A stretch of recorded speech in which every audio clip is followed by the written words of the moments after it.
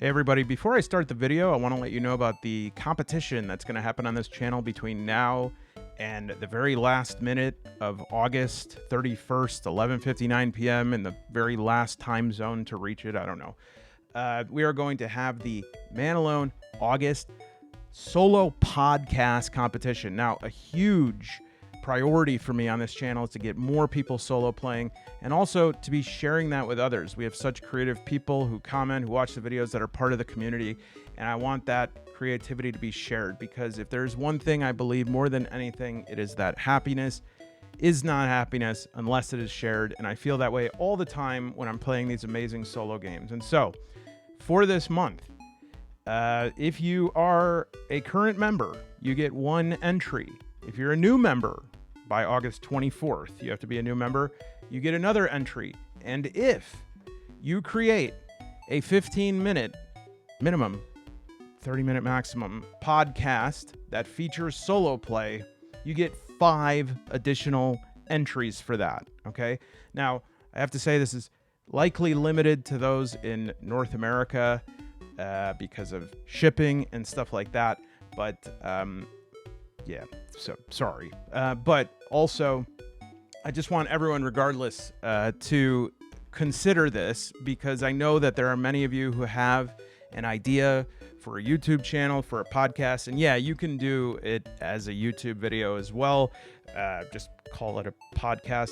But the idea is to record yourself solo playing and present it as a podcast. See how that feels. See how it feels to play, to share it, to not worry about what other people think of it. Because first place is going to get a shopping spree here, and they're going to be able to choose whatever three books they want from here, and a lot. There's probably going to be almost double this here. This is just what I got together right now. Second place we'll be able to choose next. We'll be able to choose 2 of them. Third place, 1 of them, and all places. Check this out, man. I can't believe it. I found this at the bottom of a shelf. I have 4 of these total. 1 of them is going to me, but I found these seal miniatures, the spirit animal of this channel. Every winner will get 1 of these as well. But the real point of this is to have people, flex your creative juices. There are so many of you who could do a better YouTube channel than I can. So yeah, if you join and do the podcast, you got 6 entries on this, and maybe no one else will do it. Maybe you're amidst cowards. You're the only one watching right now, and then you'll get all place prizes, and you'll send me to bankruptcy. I love it. Can't wait for it. Please consider it. I can't tell you how to make a podcast, but just Google it. It's pretty easy. It has to be available to the world. Can't just be like an audio file that you send to me. That actually kind of freaks me out. All right, let's start the show.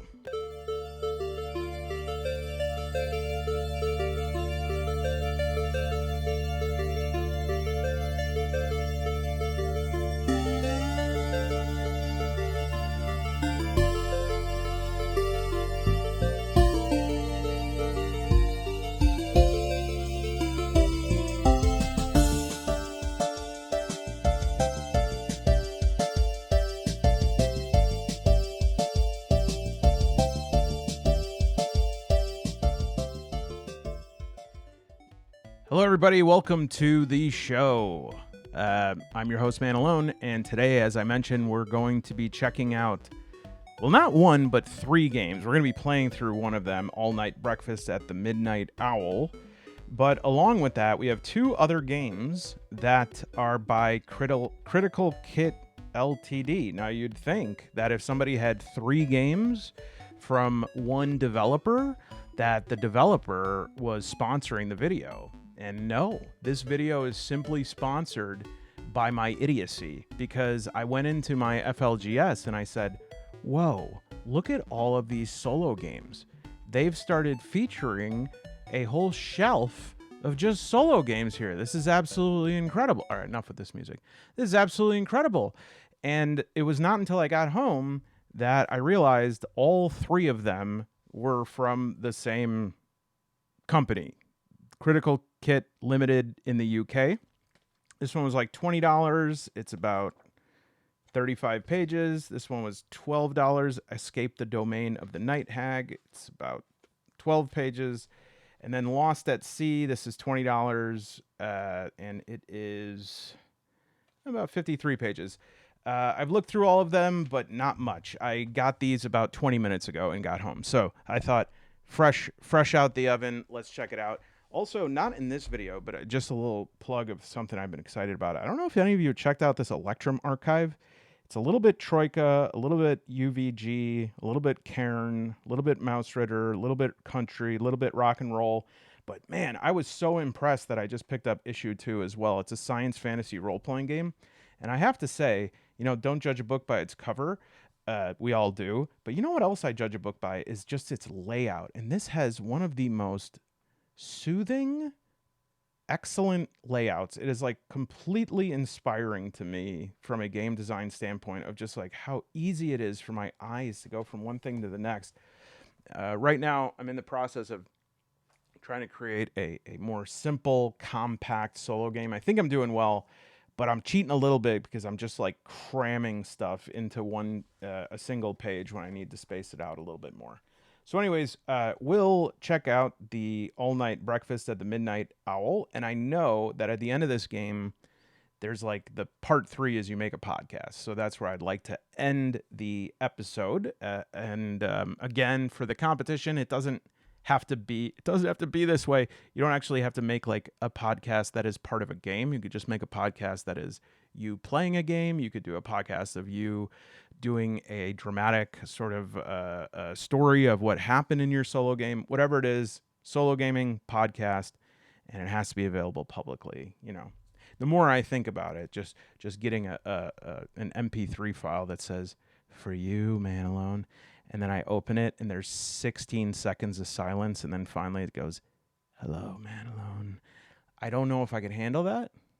Then again, maybe we could be best friends. No, I shouldn't say that, even as a joke. We can't be best friends if you do that kind of stuff. All right, so we'll get to this one last. 2 ghosts. They look lost. All right. So first things first, Escape the Domain of the Night Hag. I think that all of these games are based on this critical kit Dexploration system. I can't be totally certain, but yeah, I think they all involve their Dexplorer game system.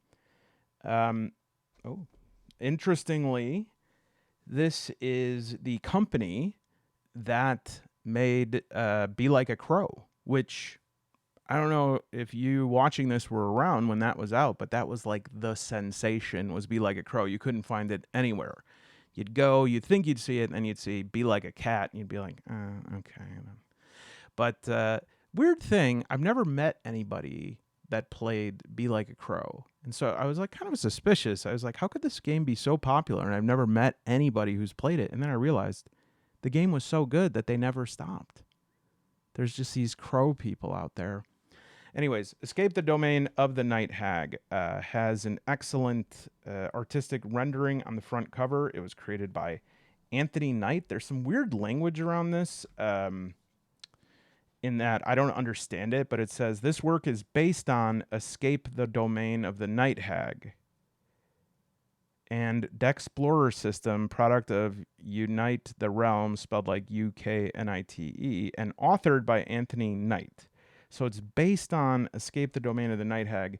And then it also says created by, which is very interesting to me. Like created by, why not written by?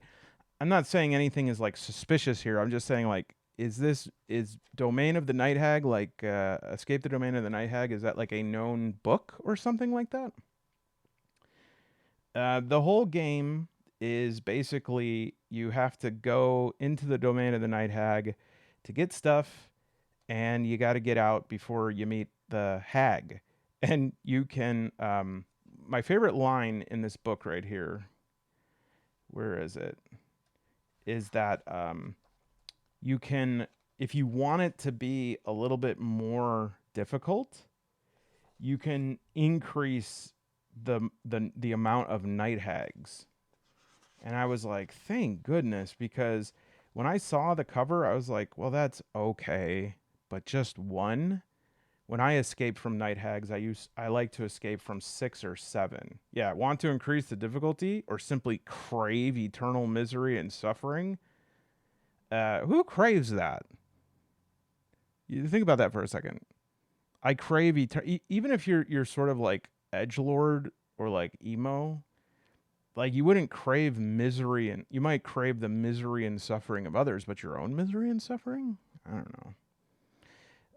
I don't know. I guess I'll ask Clive Barker. All right. Regardless, there's always the option of facing a whole coven of hags. Um, this system looks interesting to me, and I want to tell you why. Because there are parts of it that I am very curious about, and there are parts of it that I wonder, um, like how long I would play this game before I said, "Okay, I get it." It is a novel system, which I think kudos to that because we need people to be taking chances, trying new systems.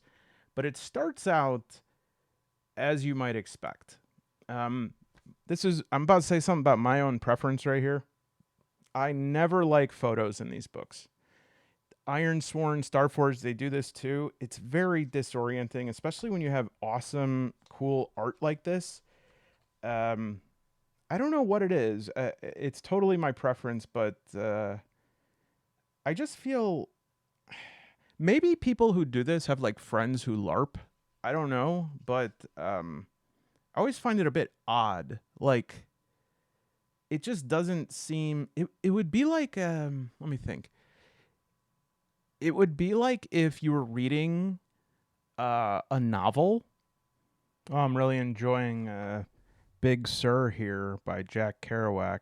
Boy, it reminds me of the freedom of my youth. All right, next page. Oh. Uh, uh, anyways, we're going to kind of skip ahead here because I did record myself setting up a round of play of this game and playing through it. And I think we would be better served by me just kind of giving my broad spectrum review so that we can get to the next game as well. This game does a lot in a very small amount of pages. It has an interesting system, the Dexplorer system, that I think has a lot of potential. It is procedurally generated, which I enjoy from time to time. Basically, you set up, I think it's 8 to 10 cards, and you go through them, you flip them. That determines there's one location for every spade card from 2 to 10. And then once you get that location, it gives you like the name of it. You roll the dice to see what sort of encounter you have there.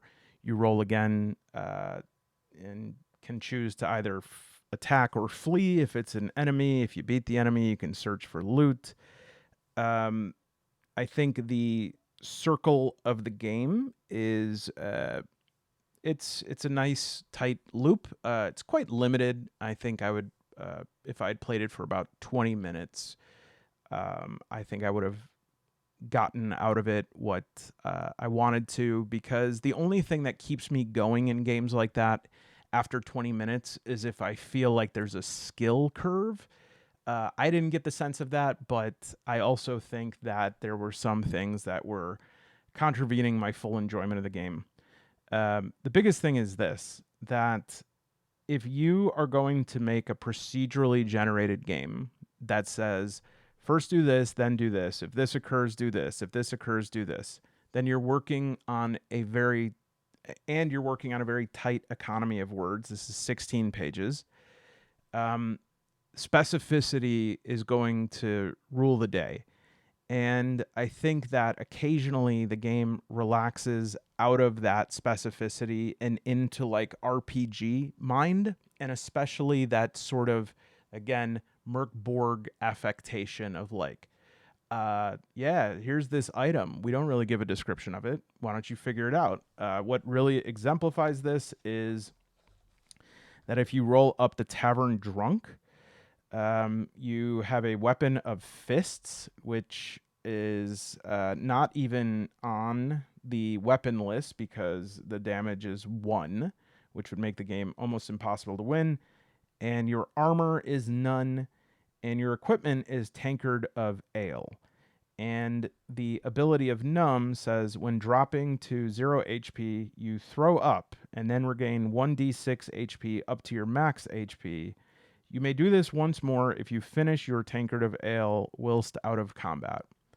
So this is like gonna sound like nitpicking, and I don't mean to do that. I'm just trying to speak to, I think, something that is important to some people. Is like there's no instructions for drinking my tankard of ale, which I'm fine with if this is a game that involves sort of narrative,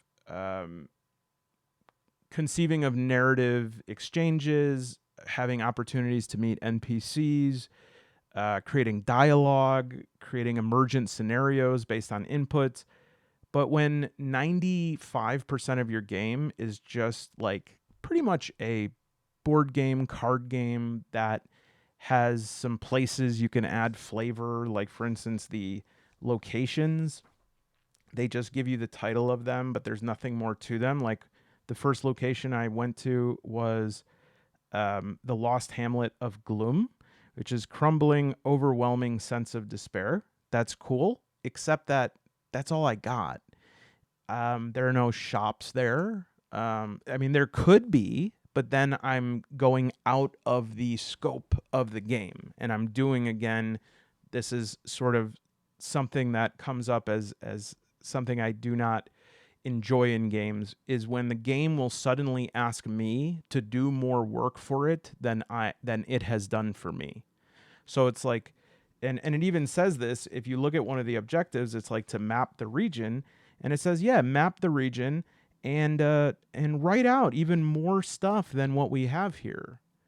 But why? You know what I mean? Like, why would I do that? And you could say, oh, well, it'll like deepen your immersion. But why? Like, what have you given me that makes me want to buy into that? Because what you have here is a game that has some inconsistent art. This, if it was this the whole way through, I'm in. It has some like mildly interesting thing. There's a Night Hag, and she apparently seduces people into her servitude. I mean, Night Hag is like a known quantity here. And then you're building this domain, which just means putting cards out. And the second thing that gets a little bit frustrating is that when you're working on a very low economy of words, you really need to be careful to not not lose your key terms. And what I mean by that is like at the beginning of the game, it says when landing on a new region, roll 2d6 to see how many cards, if any, to draw from the encounter deck. Okay, 2 failures is draw 2 cards, 2 successes is draw 0 cards, and a mixed result is draw 1 encounter card. And then you go to armor points, and then searching for loot, which, by the way, the organization of this book is strange. I was not ready for this. And then after we do armor points and searching for loot, I then have the build for the Night Hag, which takes up an entire page. And then I have these objectives and consequences, which I don't understand yet because I haven't been introduced to the system. And then I have the domain, and here it says, when landing on a new region, roll 2d6 to see how many cards to draw from the encounter deck. Great. 2 failures, draw 2 domain cards. Well, I said, wait, what's a domain card? And there's the word domain comes up, but there's no, as far as I can see, a domain card. They're called an encounter card. All right, big deal. And then it says, draw 1 loot card. Well, this is an even bigger issue because I haven't seen a loot card yet.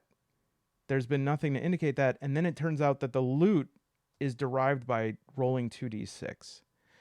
Additionally, there's this list of minions, and I it just is it does not follow very well. I had to flip back and forth a bunch of times.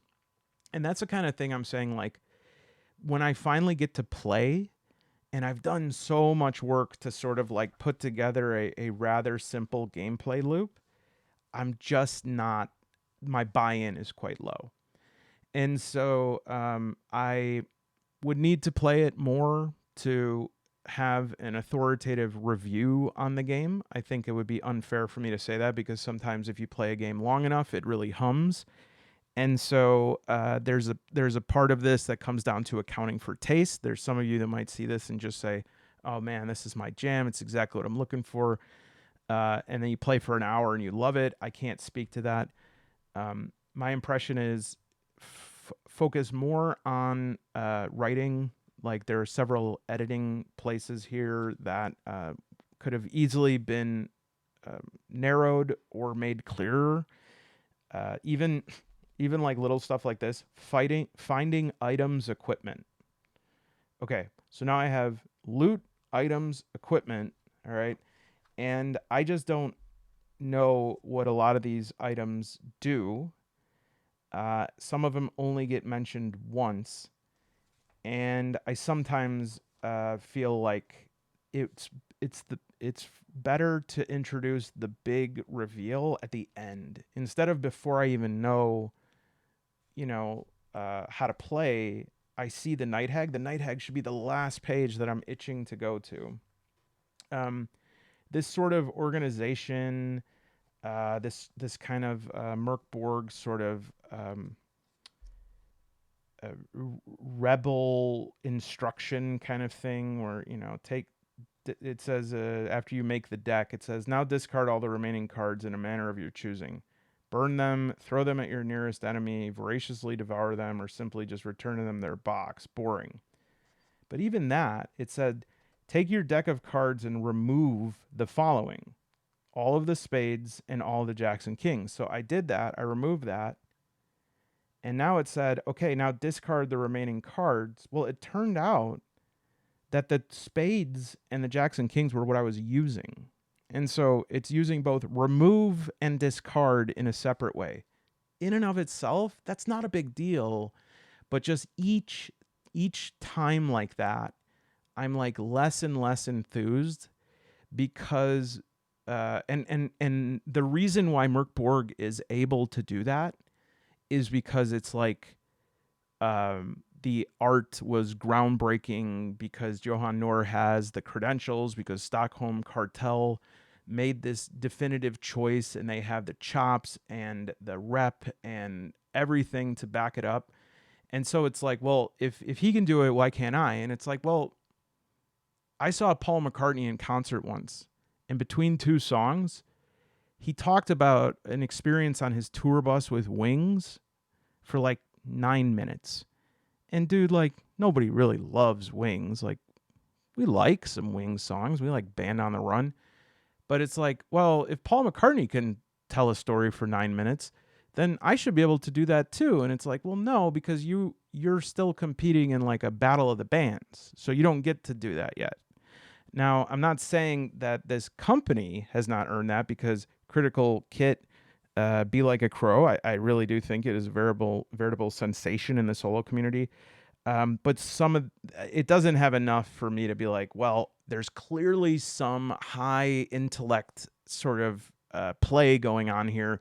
So even though I found that piece a little bit frustrating, I'm going to press on. However, the art, the ability to create a working game that has a lot of really interesting ideas. It almost made me feel like I want to see the 65-page version of this book, which not a lot of people often say.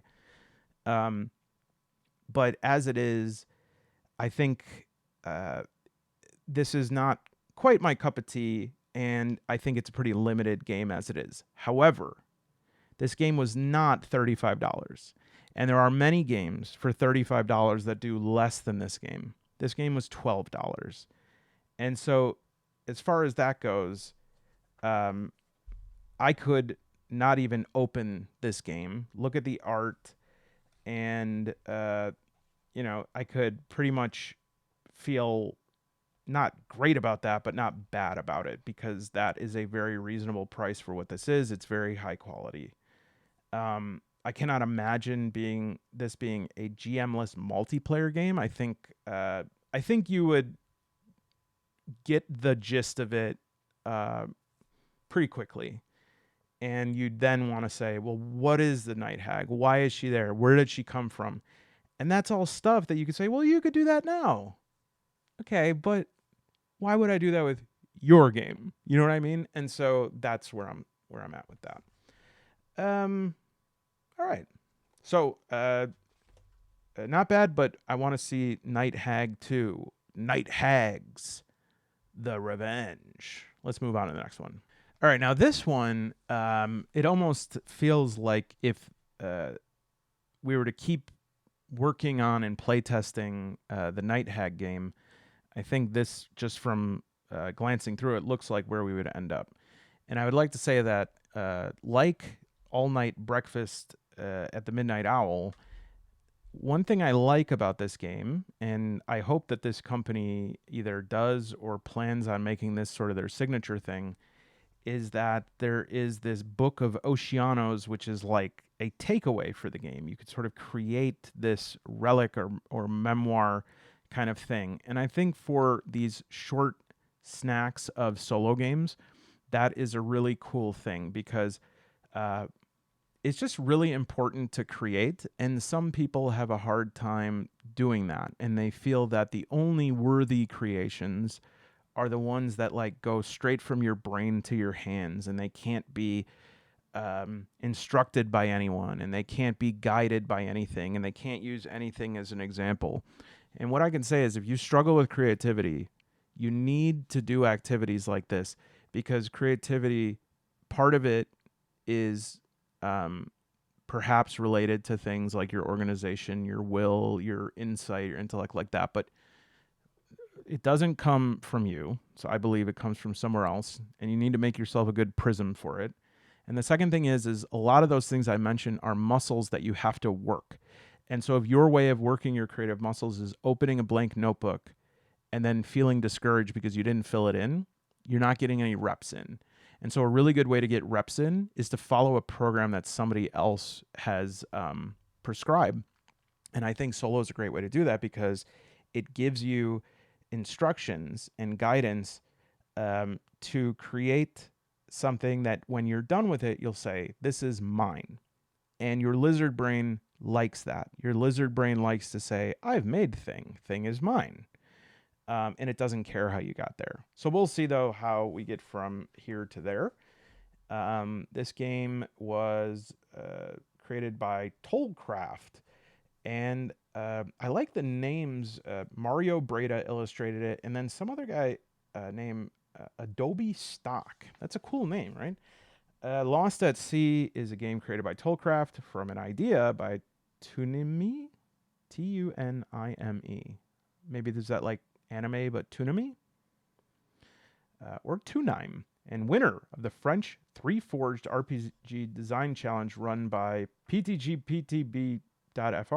And I should mention this is translated, and so I just read a game that was, I won't say what it is yet. I'll talk about it on the members Discord, because I really don't ever want to get in the way of people trying to share their things in different languages. But this game was really poorly translated, to the point that I'm considering reaching out to them and being like, I can help you translate if you do another one of these. All right, so you are currently reading the 3rd edition of the game, which has been greatly improved thanks to feedback given by various playtesters over the years. I'd like to thank them for all of this. Oh, sure. I didn't do it. The game puts you in a position of the crew of a ship lost at sea trying to get back home. It is divided into 4 sections. The first, you will meet the Night Hag. No, I'm just kidding. A presentation of the game's elements, ocean, ship, crew, etc., the rules of the game, setting up the game, and the Book of Oceanos, a narrative codex of the trials your crew will face.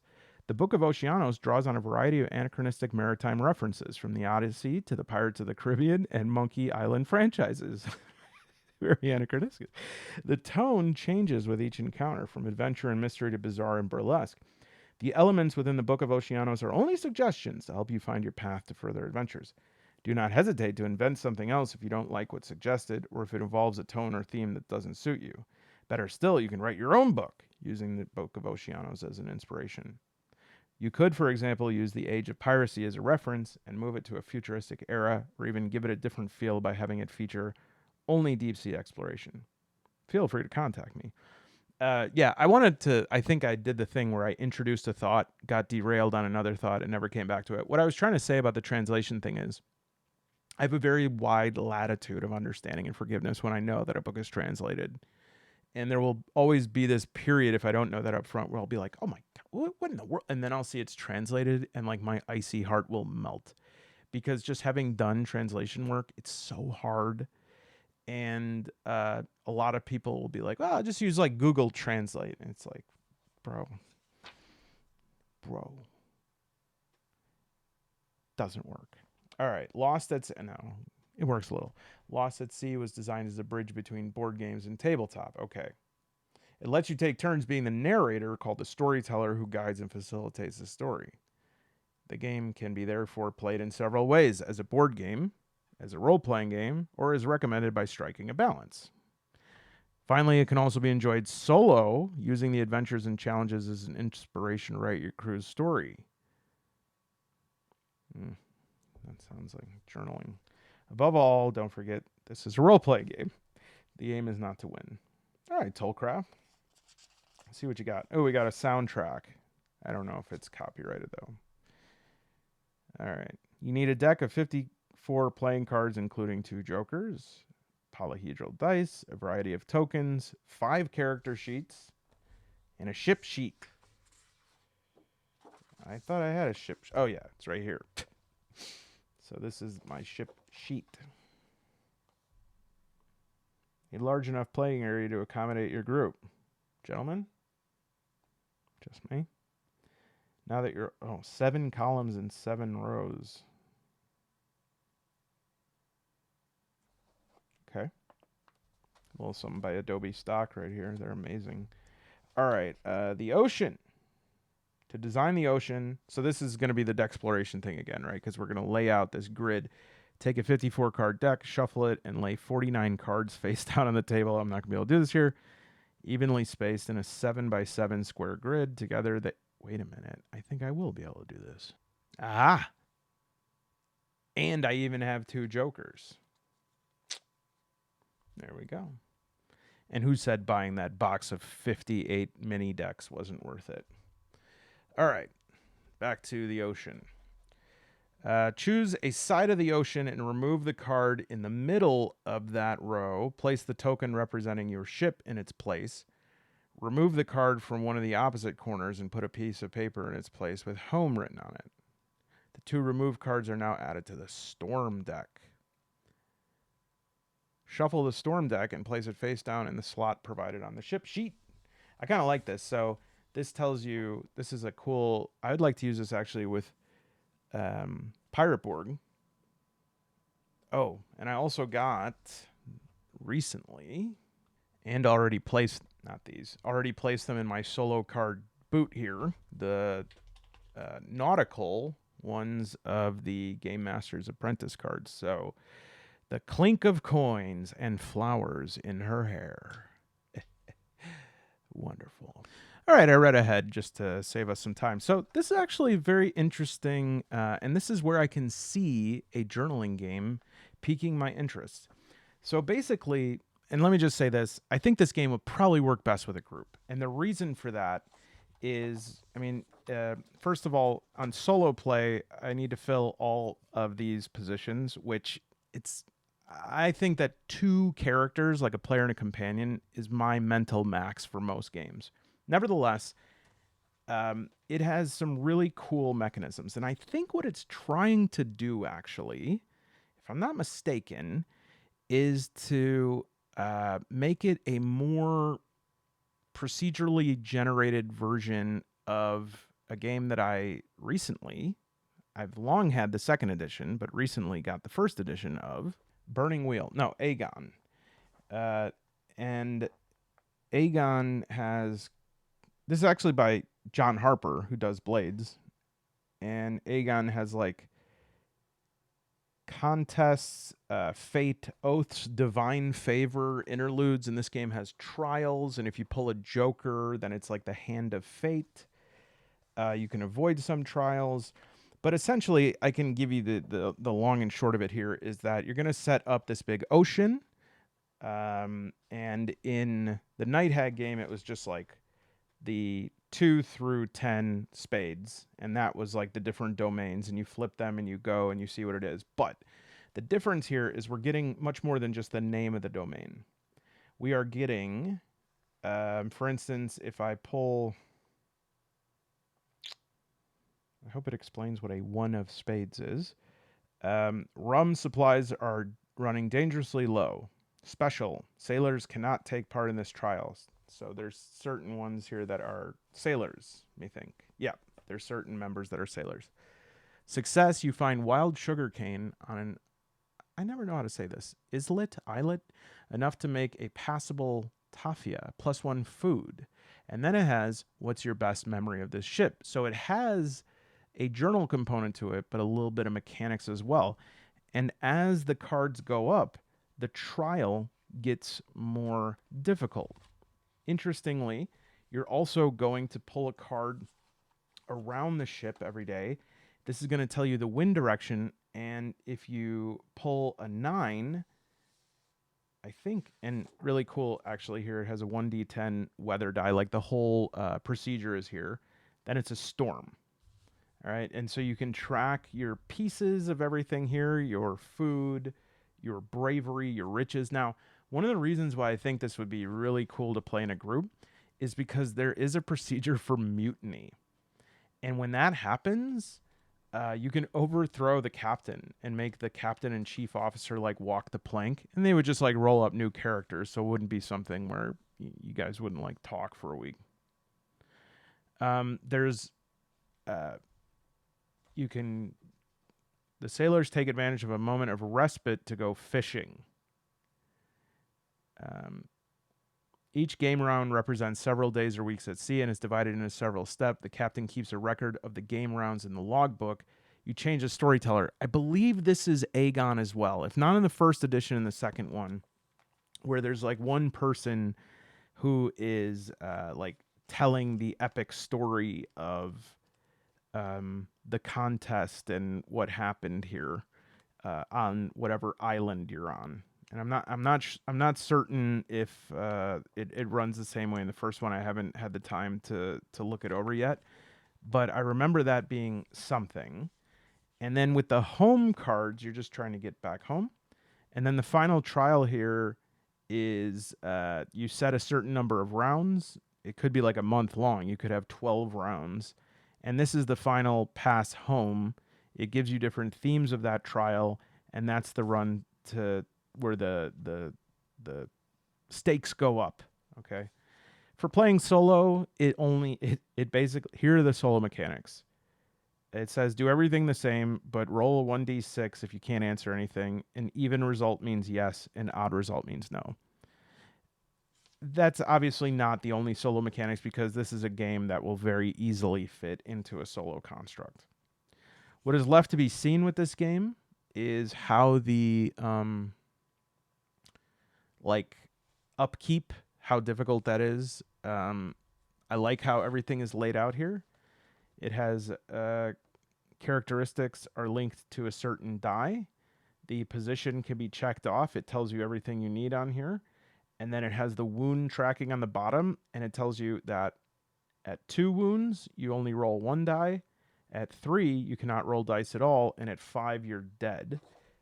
I like the ship sheet, and the ship itself could take 5 damages. This could be really fun. Some of them are avoidable. You can sort of flee from them, and they each have different themes. So yeah, actually, this to me is the template for bringing home Night Hag. Is like, you're not going to have an Oceanos book, but have a Haggis tome codex. And just because I think given a little bit more, and especially these questions at each entry, you're giving me some mechanics, and so that is like perking my ears up, and I'm more interested than in answering what good omen did you see today, especially as there is this storytelling component to it that feels like it's worth it. It doesn't feel like it's just going to um, like prolong the time between now and when I get to do another fun thing. Cool. All right. Let's get to the main event. All night breakfast at the Midnight Owl. And again, we will set up and play a little of this game and see if we can create a podcast. Although I might maybe not shorten the game, but I might do a little bit of it off camera, lest the video be 3 hours long. Let's get into it. All right, this is going to work great.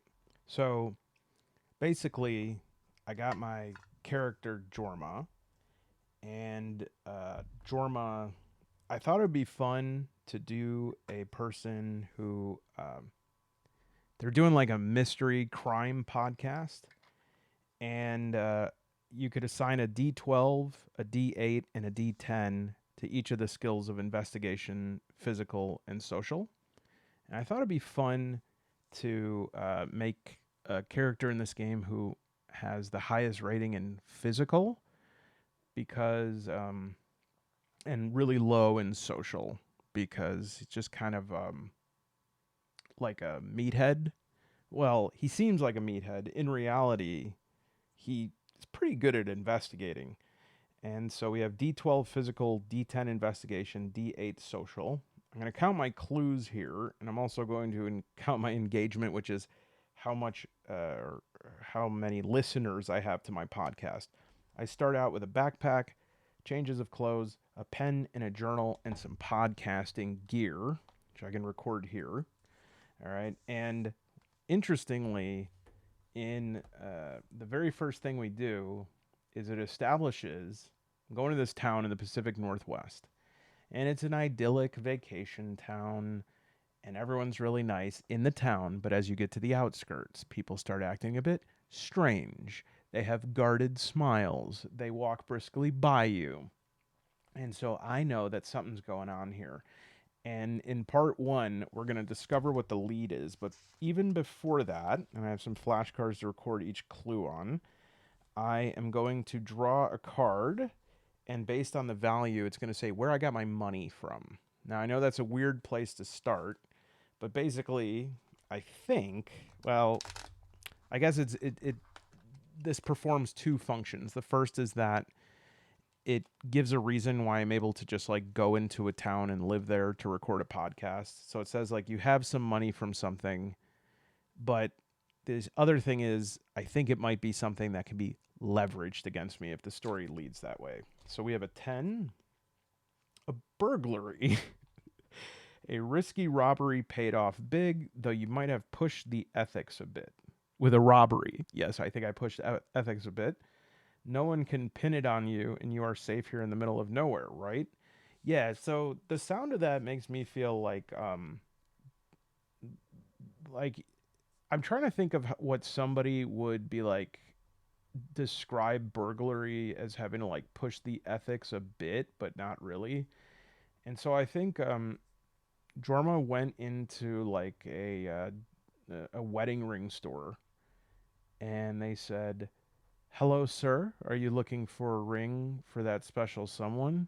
He said, "Uh, yeah, I'm looking for a ring, but like a toilet ring, like a toilet seat ring." And they're like, "Sorry?" He's like, "Man, I gotta go. You got a toilet here?" The guy said, "Well, yes. Here's the key." And he hands him like some companies have that key on like a big wooden spoon or something. So he hands it to Jorma, and Jorma runs into the bathroom, and he's in there for about 20 minutes. Anyways, he comes out. He's like looking for the guy to give him the key back, and he needs to tell him that the key broke inside the bathroom. And honestly, I don't even want to get into how that happened. All Jorma keeps saying is, I had to break it up. It wouldn't flush. That's all I'll say. And he wants to explain this to the guy, but he can't find the guy. And he sees the guy finally is over with some customer. And he's getting so frustrated that he's like, I'm just going to go in the back behind the desk and hang this key up. So he goes back there, and behind the desk, he sees right next to the register a diamond engagement ring.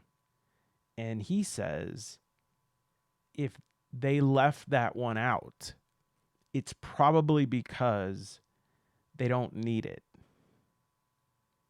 A grown man said, because they left that one out, they probably don't need it.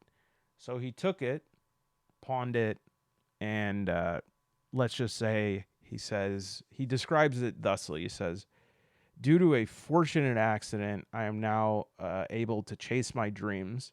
And people say, well, what are your dreams? And he says, I want to move to the Pacific Northwest and create a true crime podcast. And everyone says, Jorma, you've never said this in your life. And he says, I know. That's why it's a dream. People are weirded out by this, but people don't really love being around Jorma that much. So he throws himself a going away party, and he is on his way.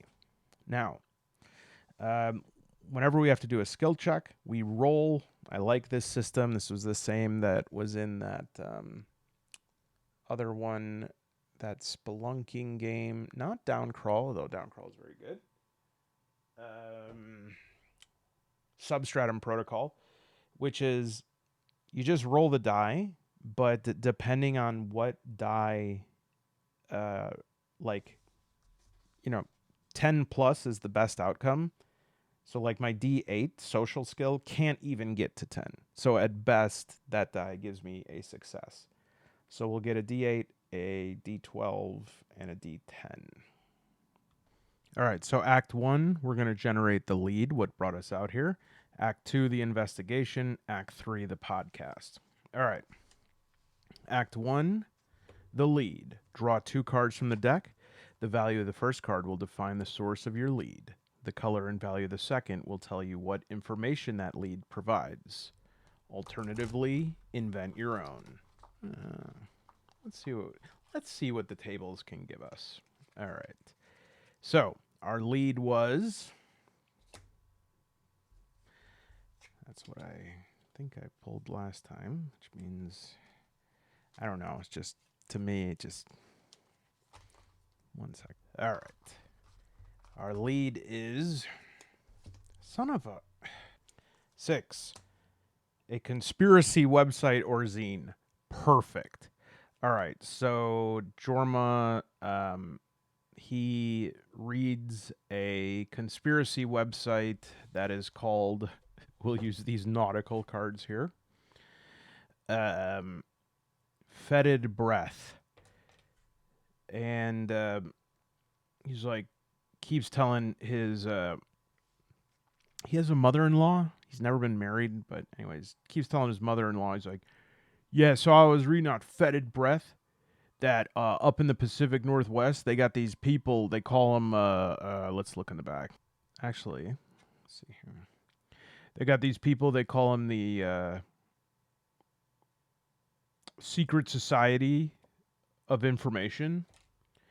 Yeah, they got some that they're, let's just say they're covering up some serious stuff. And she's like, in the Pacific Northwest, she's like, yeah, Portland, Oregon. She's like, why'd you say that? Like those are 2 places. He's like, they're covering that up too. All right, and the lead information that we get is Jack of Clubs.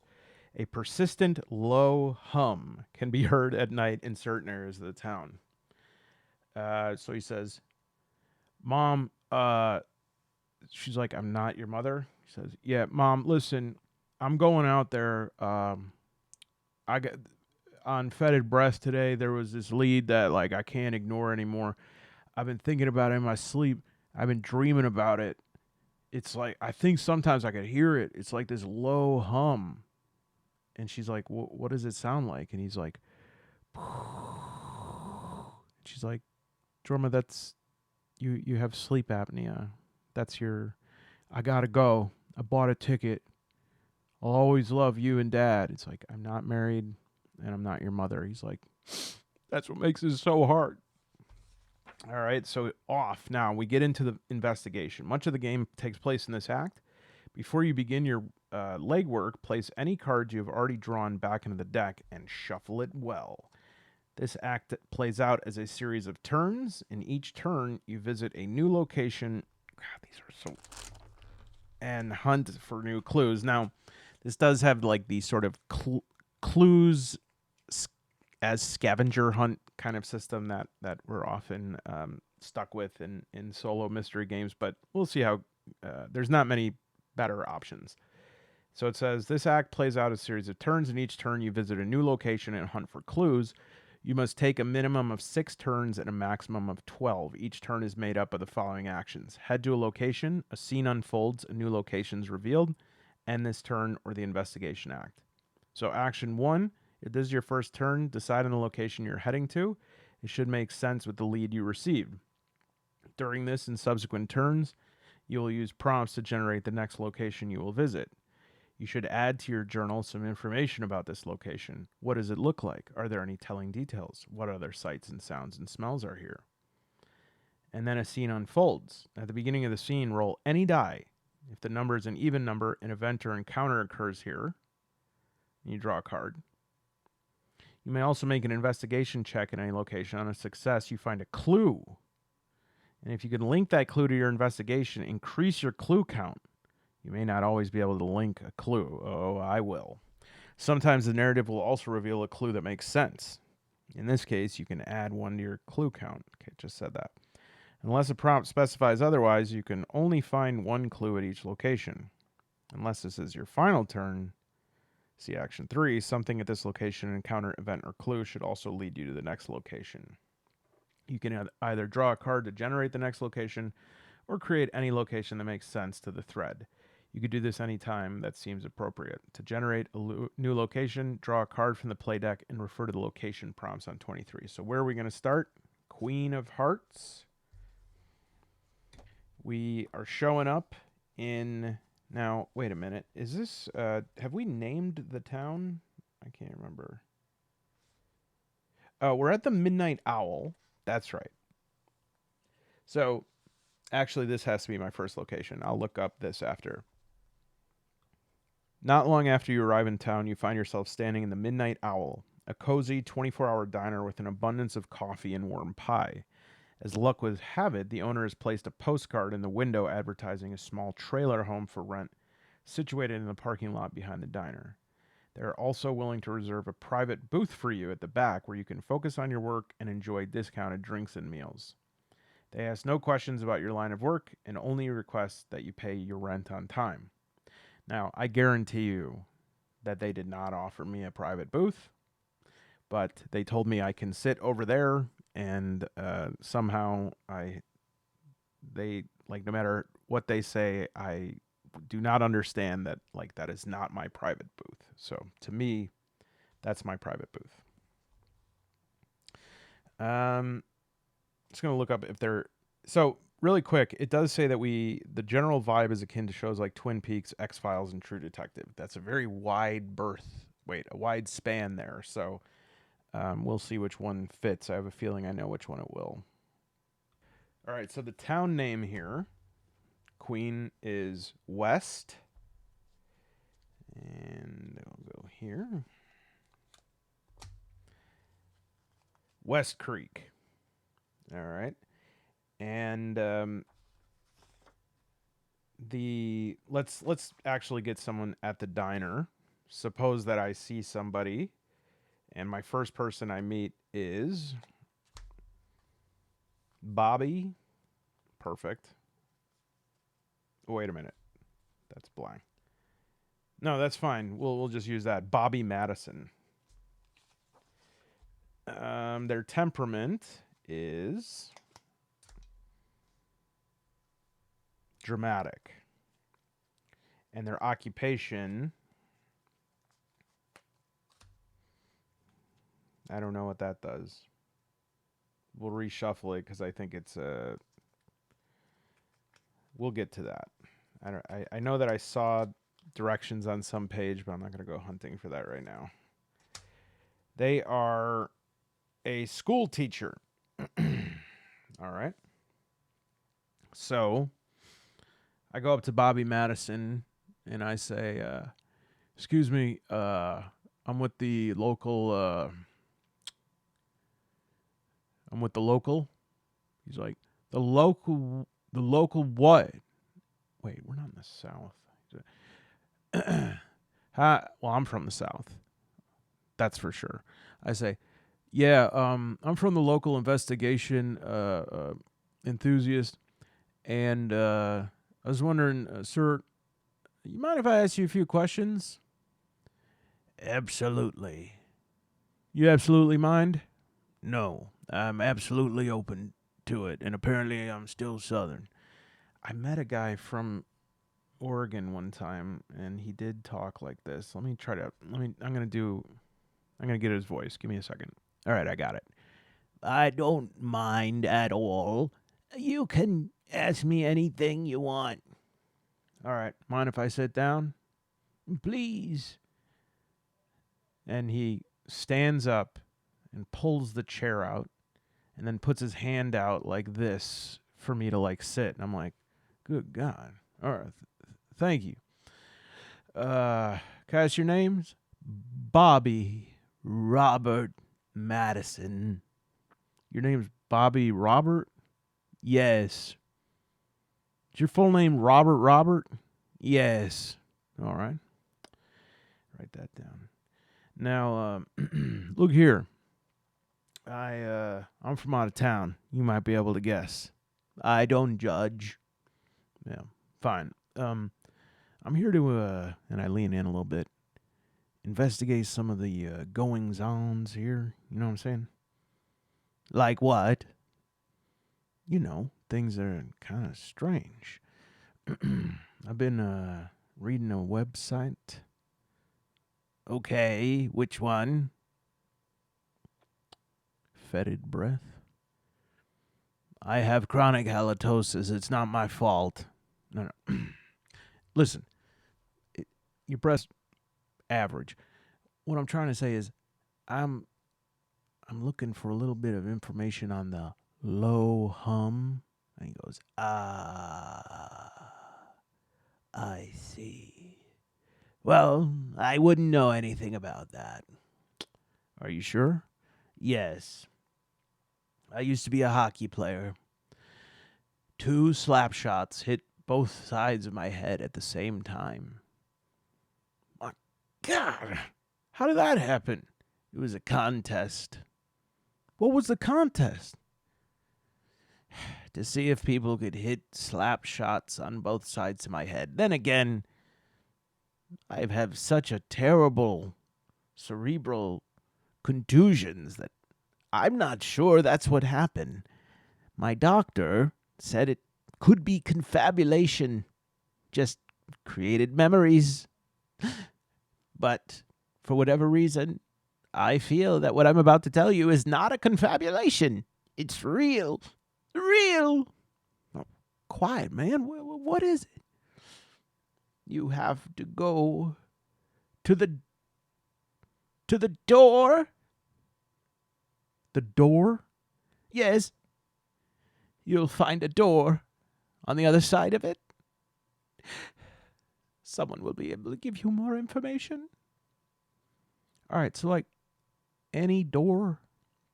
Waitress comes by. She's like, he's talking about the club. There's a club called The Door. I'm like, thank you.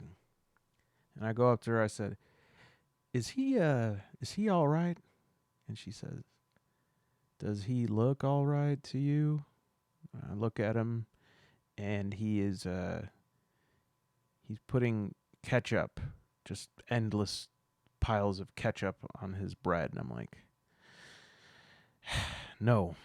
But in my line of work, weird people are normal. She said, what?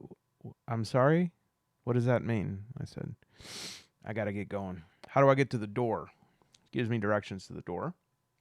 Now, I'm going to go to the next place. And obviously, I've called it the door. I should have left it at that so that we can just generate it. But let's see if I can tie in what we get here. So we have another ace. And I'm going to go to the location generator. The town square. All right. So basically, I go exactly the directions they gave me, and I'm just in a town square. It's like small town. There's a bunch of stores all around. It's pretty cold out, and I decide I need to just walk up and see this group of people, and I'm going to just try to blend in. So let's see if I can just blend in with this group of people. Like maybe if they're laughing about something, maybe I'll be like, right, okay. Here we go. 7. All right, so that's not success. Great. And so somebody turns towards me, and I say, "Man, that was a great joke. I loved it." And this person is named Cooper. No, why do I keep looking at that? Paige Anderson. She said, "Hi, I'm Paige Anderson." I said, "It's nice to meet you, Paige. Listen, my name is Jorma." "Wow, that's an exotic name. Are you from another country?" And I say, "Well, sometimes it feels that way. I've just seen things in my life." She's like, "Oh, are you an adventurer?" "No, not exactly. I'm a forgot that guy Bobby Madison was a school teacher. What am I? What was my profession?" Well, you could say that I'm an adventurer. I mean, my day job.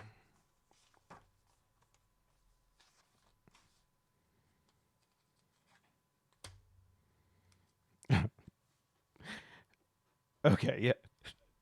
Tourist. Yeah, I mean, I'm a professional tourist. Wow, what's that? Well, I get paid by travel companies to go to places that are down in the dumps and give them good reviews. I've been to some wild places.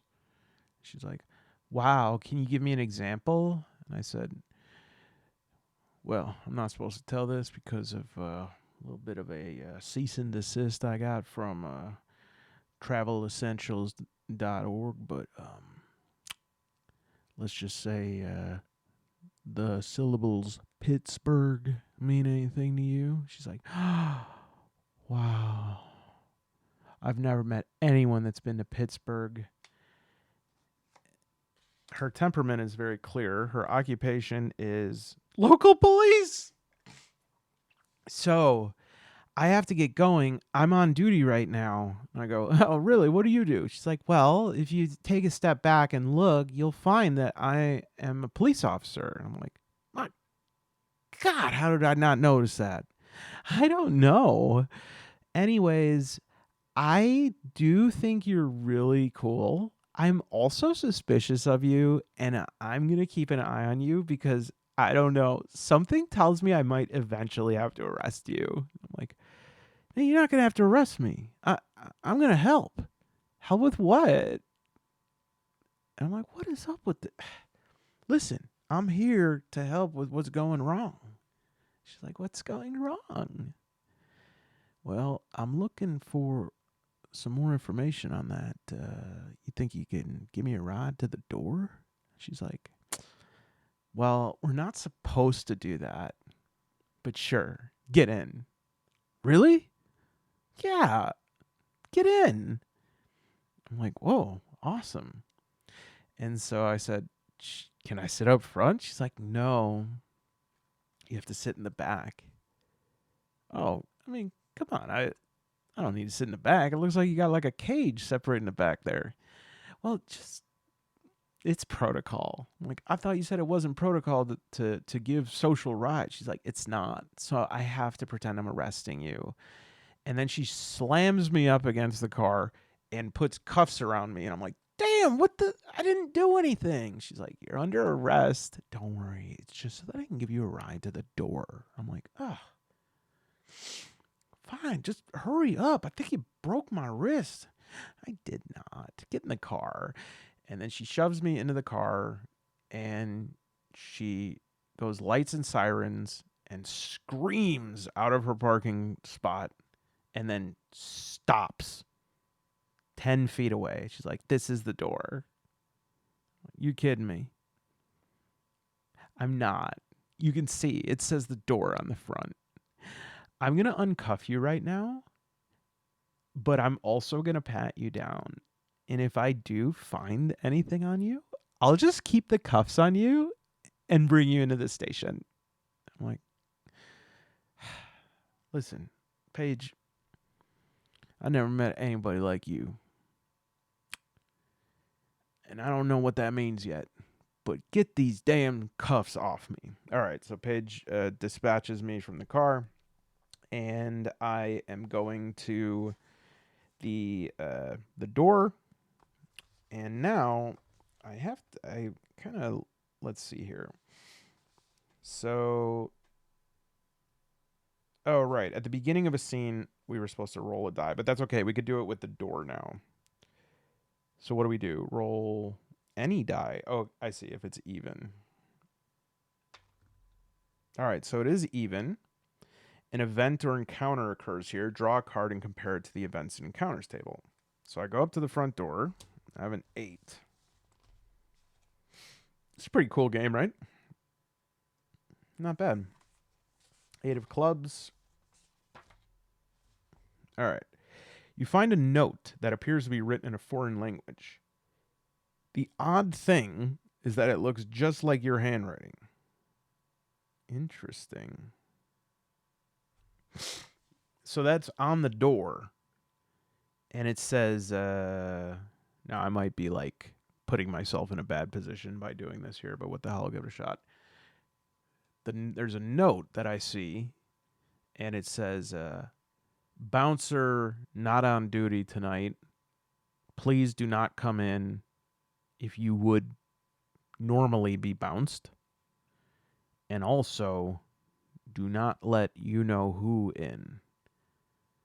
And I'm like, the hell?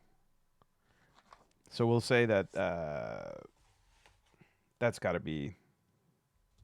I don't think that's a clue, but we'll say that that is letter from the door of door. All right, so I can't get in, but now we'll do an investigation check. So my investigation is D10. And if that comes up successfully, I got myself a clue. A 4. Failure with no consequence. You can also choose to roll once more to attempt to fail forwards. You can do this once per skill check, and you must take the result of the second roll. All right, I'll do it. All right, so I failed with no consequences. So basically, I knock, nobody answers. I knock, nobody answers. So I'm like, damn, what am I going to do now? I got no leads. And then from the distance,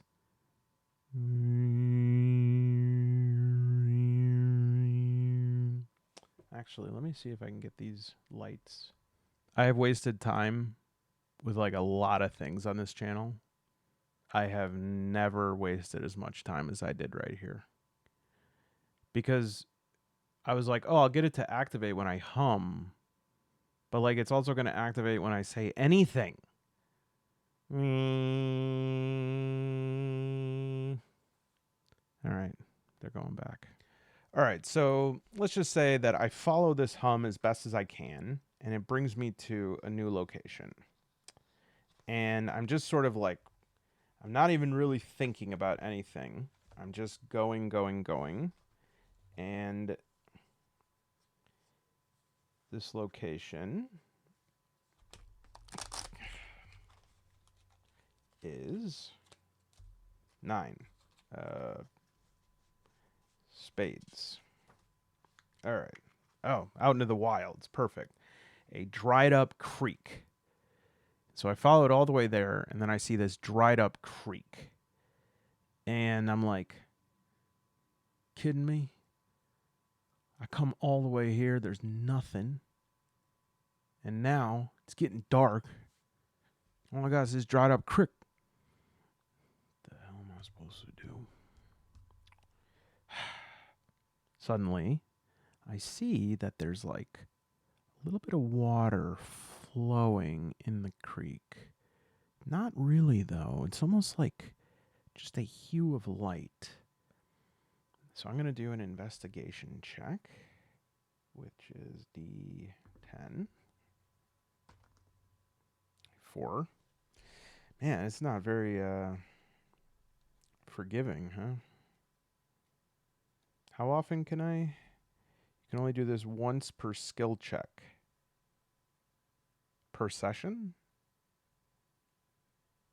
So what are my other skills here? Social? All right, yeah, I use that. Physical.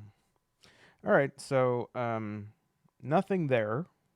I guess what I don't know is like, okay, so I've gone to the location. I do the investigation. I don't find anything, which, like, to be fair, on a roll of with a D10, I have a 40% chance of getting a clue.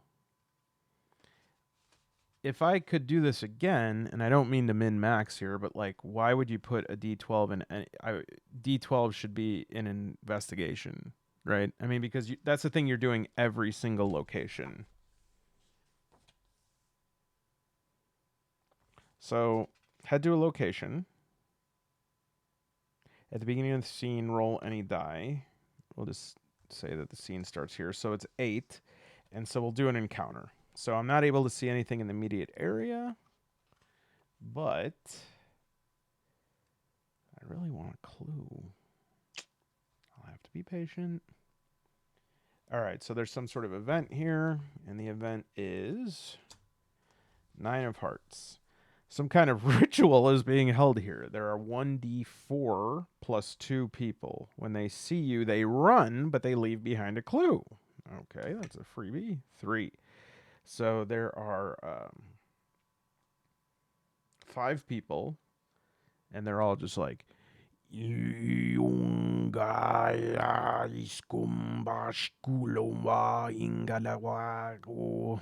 I don't know, shouting incantations. And I'm just like, oh man, are these Tibetan throat singers? And they see me, and they are not. And they just run. And I'm like, hey, wait up. Hey, where are you going? Come on, man. What, you just see someone in the middle of the woods in the evening, you just run? What's wrong with this place? In the South, this would never happen. And the clue that I find, I got my first clue. And what did I say? I just had to be patient. They were all circled around. 5 of clubs, a strange substance. All right, so I got a vial of substance. All right. So, where can I keep a clue count? I'll record it as wounds. All right, 1 clue. Great. All right, so I have some sort of substance, and I think I need to go find somebody to process this clue. But I don't know where to go, so I just head left. The direction of left. And I run in. All right, let's find out what a joker does. All right, so when you draw a joker, something from how you got your income comes up. And I have to deal with it before going back to the original prompt. So we'll say that I am on my way traveling left, and all of a sudden who should pull in front of me except Paige Anderson. Hey, what did you say your name was?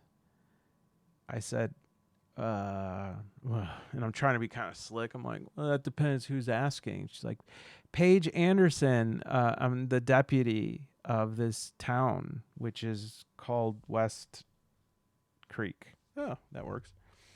West Creek. I'm like, I know that, Paige. I was trying to be cute. She's like, oh, that's sweet. Could you tell me your name? And I'm like, yeah, it's Jorma. She's like, your last name as well. And I said, my last name, I'm trying to think of something. I'm trying to think of anything because I'm starting to get a little suspicious here. And I say, it's Jorma Wallet. Oh, is that French? Yeah, it's normally Jorma Wallet. Yeah. She's like, okay. You see, because there's not a lot of people with your name. You know, how I said it was exotic and all. And we found like a little teensy little, like, it's not a warrant, but it's like if Warrant had a little brother, like Tarrant. Like Tarrant? Yeah, like Warren and Terry, but this is Warrant and Tarrant. And I'm like, all right, so, well, what? She's like, well, I'm sure it's no big deal, but I've heard that someone named Jorma Jormason casually stole a $25,000 engagement ring off a countertop. Well, that's terrible. Do I fool her? I'll do a social roll. 5. I'm gonna 5 is the highest of like fail with no consequence. Yeah, so I'll say she's like,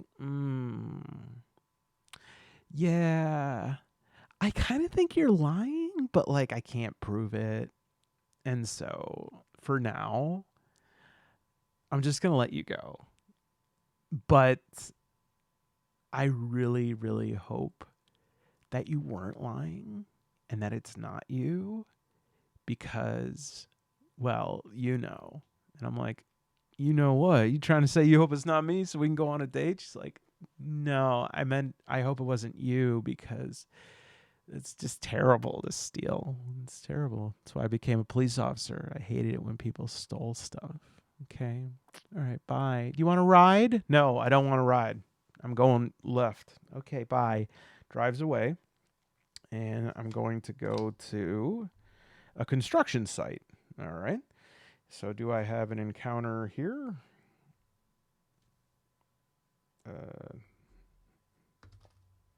4. Yes. And so I have, let's pull for an encounter. 3 of hearts. You hear a gunshot nearby, followed by the sound of someone running. You can make a physical check to attempt to catch whoever is fleeing. If you catch them, generate a local resident. There's no sign of anyone injured. All right, so we roll D12. I'm going to be like, hey, you can't just shoot a gun. And I'm like, I wonder if it was one of those throat-singing devil worshippers. 6. So I think that's a success. So I catch this person, and I tackle him. And this person, of course, Queen, is Autumn Young. And Autumn Young is Greedy Politician. Get off of me. You can't prove anything. No one can prove anything. Proof is something of the past. Unless you have phone video. Do you have phone video? If you do, I'll split this with you. It's over $50,000. But if you don't have a phone, I never said anything. I'm like, what the hell are you talking about, man? Oh, well, in that case, dusts herself off. I am Autumn Young. I'm the mayor. You're what? I'm the mayor. Okay, you want to tell me why you just were running from, or was it you who did the gunshot? I guess we'll do a d6 to see if that was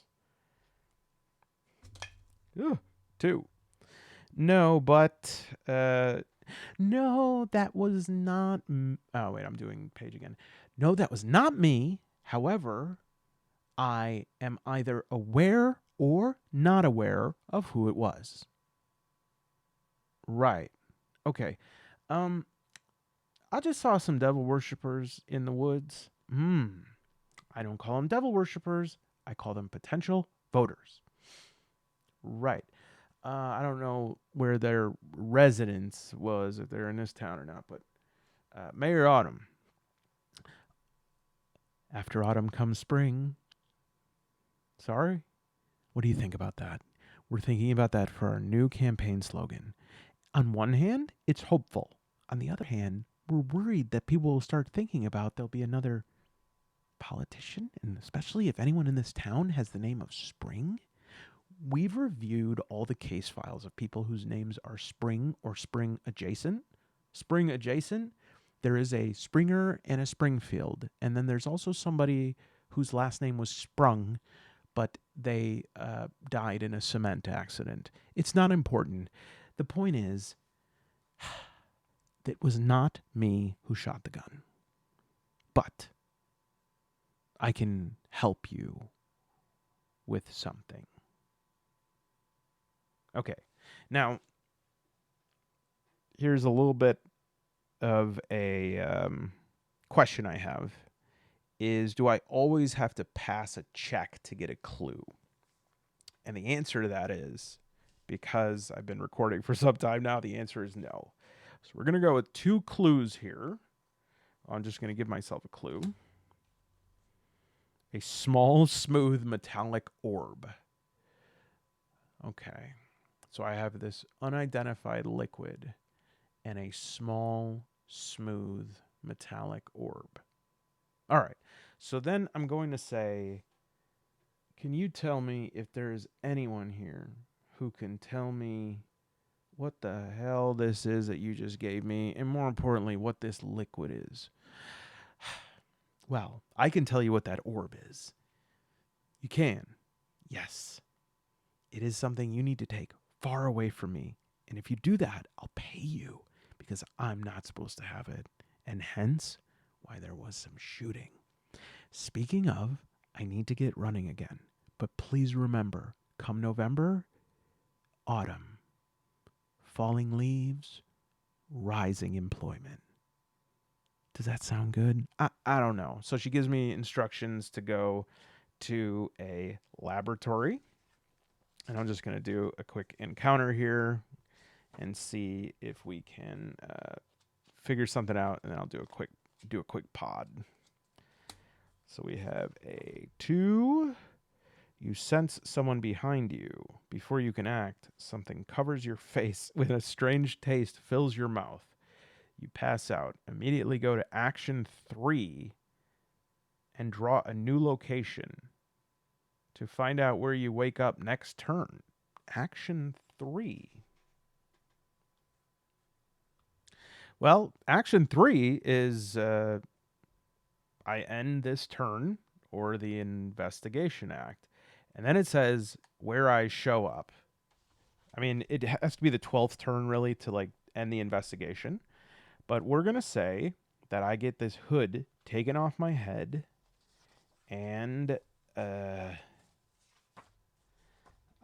from what I can see around me, I am in the bus station. I'm tied to a chair, and I'm like, and somebody is walking back and forth, and they have in front of them cigarettes. They're tapping it just like this. Jorma Jormerson. Jorma Jormerson. Who would have ever thought that you'd be up here when you've been spending your whole life down there. I'm like, what are you talking about? You know what I'm talking about. Now, here's how this is going to go. I'm going to take this blindfold off your mouth. There's a blindfold on my mouth? Wouldn't it be a mouth? Shut up. I know what I said was wrong, but just keep going. And you are going to record your confession for what you did. And we'll decide, based on the amount of downloads in a 7-day period, how truthful you are.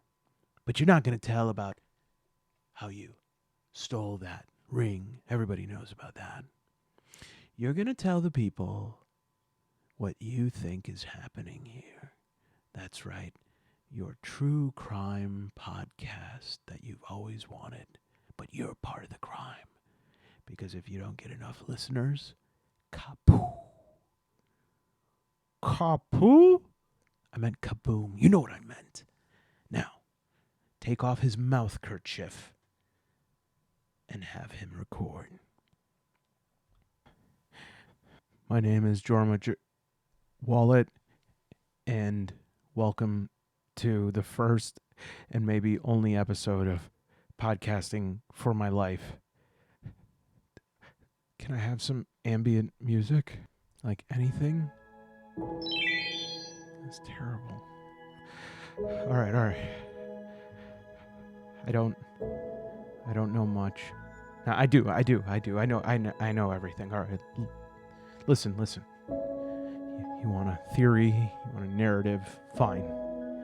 Here's my best take, and if it's good enough to get me out of this twisted Folgers commercial from hell, then let's just do this. It all starts with the orb, right? The mayor, who, by the way, really smells like Vicks Vapor Rub, practically shoved this thing into my hand. She didn't want to be seen with it. Said it was dangerous, cursed, weird, take your pick. I don't know. The thing is heavy, too. It's denser than it should be. It's the size of a ping pong ball, but it weighs as much as a baseball. Like a heavy baseball. A baseball that's as heavy as... It's like as heavy as a brick. Okay? Like, it's got the more gravity that... Like, it's not from here. Now, cue the humming. It's deep. It's low. It's fungal. I don't know. It's coming from the forest near the creek, maybe, but the creek flows with the sound. Locals, they don't go near it, but of course I did. And that's where I saw them, 5 of them, hooded, standing in a roughly pentagonal formation around a vial. A vial of some iridescent liquid. It looked like engine oil had a baby with Firefly. A Firefly, not the show.